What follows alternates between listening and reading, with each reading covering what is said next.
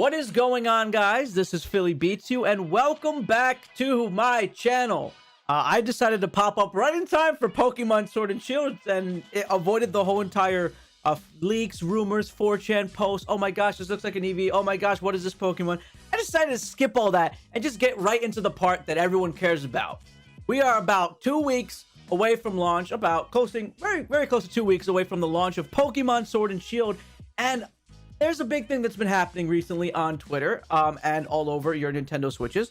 There's something on the Nintendo eShop that says that you're able to pre-purchase the game, but not just pre-purchase. In some regions, according to Severby.com, the game is loaded up. Pretty much you can preload the whole entire game. So last night it started off in Japan and Korea, as you can see here, and then later on today, it has officially said that it is now able to be preloaded in your European Nintendo Switch eShops.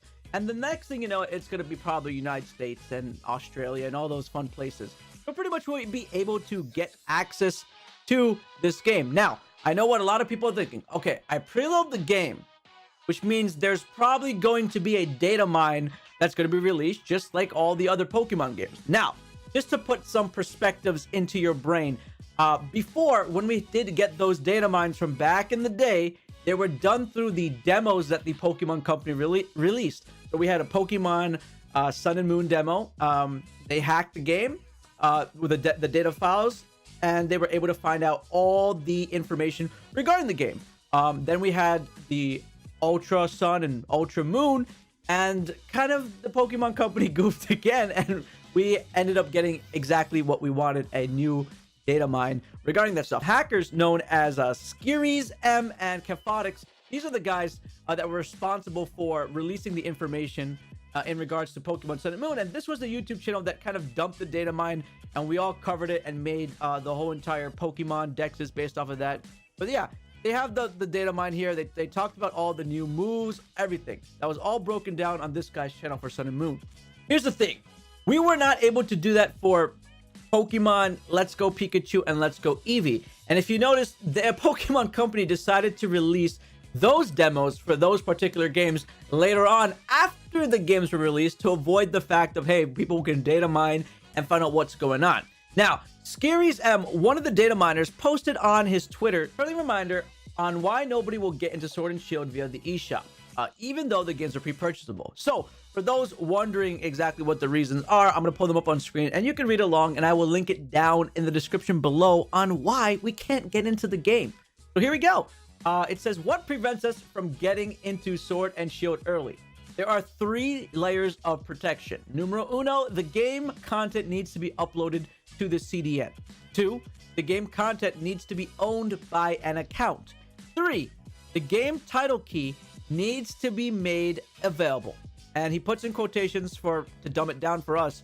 This is equivalent to saying the games must be released. And then it says, what is a title key? So we can understand this.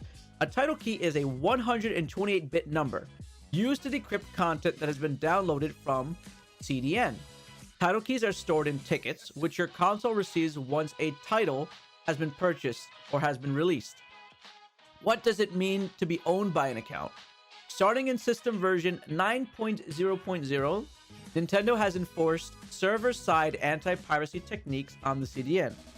Downloading a game now requires authenticating with the server with a Nintendo account that owns what's being downloaded. This means that game content cannot be downloaded until an account can own the games. Effectively, they cannot be downloaded until they are pre-purchasable. Next point, Nintendo made the games pre-purchasable. Why can't we decrypt them? Your Sun and Moon FAQ says title keys are available on purchase, and I purchased the game.